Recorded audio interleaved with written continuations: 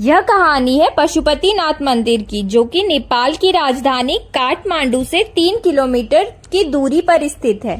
इस मंदिर को लेकर मान्यता है कि अगर आपने पशुपति मंदिर के दर्शन किए तो पूरा पुण्य पाने के लिए आपको केदार मंदिर में भी भोलेनाथ के दर्शन करने जाना पड़ेगा, क्योंकि पशुपतिनाथ में भैंस के सिर और केदारनाथ में भैंस की पीठ के रूप में शिवलिंग की पूजा होती है। कहा जाता है कुरुक्षेत्र की लड़ाई के बाद अपने ही बंधुओं की हत्या करने की वजह से पांडव बेहद दुखी थे। उन्होंने अपने भाइयों और सगे संबंधियों को मारा था। इसे गोत्रवध कहा जाता है। उनको अपनी करनी का पछतावा था और वे खुद को अपराधी महसूस कर रहे थे।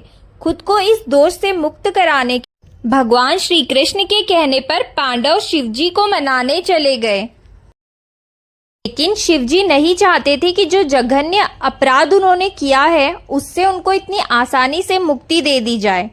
इसीलिए गुप्त काशी में पांडवों को देखकर भगवान शिव वहां से विलुप्त हो गए और उस स्थान पर पहुंच गए जहां पर वर्तमान में केदारनाथ है।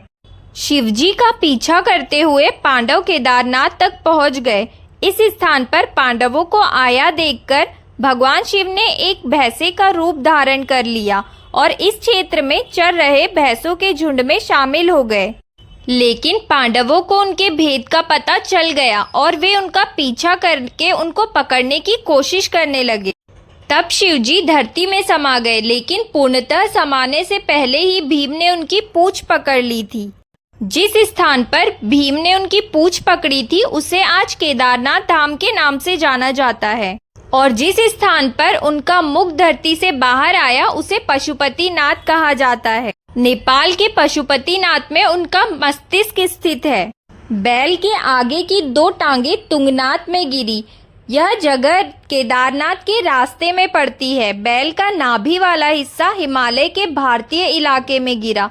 इस जगह को मध्य महेश्वर भी कहा जाता है, और बैल के सींग जहाँ गिरे उस जगह को कल्पनाथ कहते हैं। इस तरह उनके शरीर के अलग अलग टुकड़े अलग अलग जगहों पर मिले।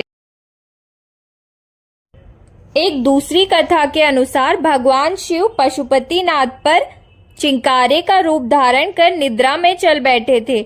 जब देवताओं ने उन्हें ढूंढा और उन्हें वाराणसी वापस लाने का प्रयास किया तो उन्होंने नदी के दूसरे किनारे पर छलांग लगा दी। कहा जाता है इस दौरान उनका सिंह 4 टुकड़ों में टूट गया। इसके बाद भगवान पशुपति चतुर्मुख लिंग के रूप में वहां प्रकट हुए। पशु का मतलब होता है जीवन और पति का मतलब होता है स्वामी या मालिक। इसका मतलब पशुपतिनाथ का मतलब है जीवन का मालिक। पशुपतिनाथ मंदिर को लेकर मान्यता है कि अगर कोई व्यक्ति यहाँ पर दर्शन के लिए आता है तो उसे किसी जन्म में पशु की योनि नहीं मिलती है। इस मंदिर को लेकर एक और मान्यता है कि अगर आपने पशुपति के दर्शन किए तो आप नंदी के दर्शन ना करें, नहीं तो आपको दूसरे जन्म में पशु का जन्म मिलेगा।